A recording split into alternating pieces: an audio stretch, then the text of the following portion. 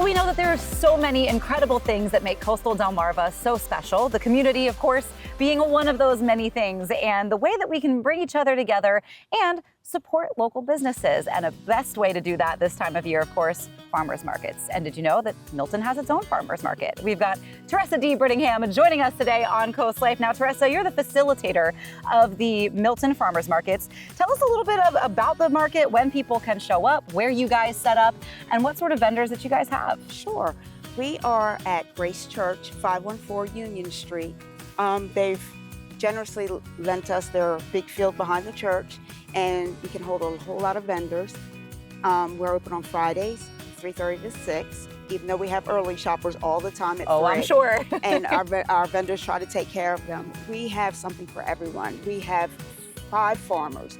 We have lemonade, homemade lemonade. Ooh. We have all kinds of bakers, all kinds of sweets. We even have some that are gluten-free.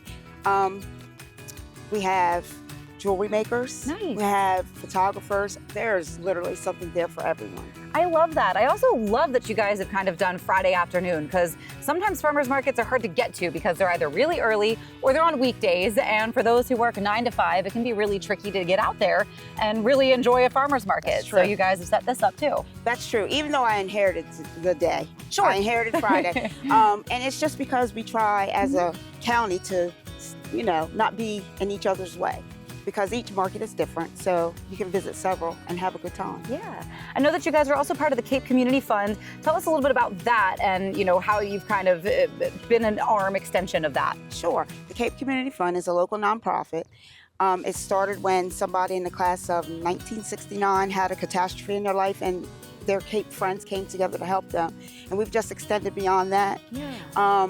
The small vendor fee that we charge goes right back in the community. We are willing to serve anybody in the Cape and local community. I love that. So folks maybe do want to get involved with that part of the program. Can they do that?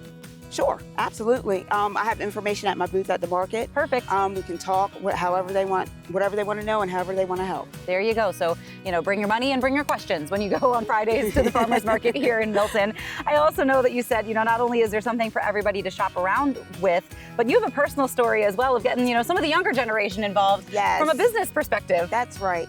My grandchildren visited from California, 10 and 12, Oh. and my teenage daughter, who's 16, came up with a couple business plans. One made slime, one made cookies, one sells water and sodas and snacks. And they had their own booth at the table. So they learned math, they learned customer service, they learned how to engage with people on Great a positive, skills. yes, and economics. So it was a learning experience for them while they had fun. Yeah, and that does sound fun. I mean, they've really got the trifecta there. Slime, we know it's a hot product. Cookies, water, people are going to be dehydrated. They need a little snack.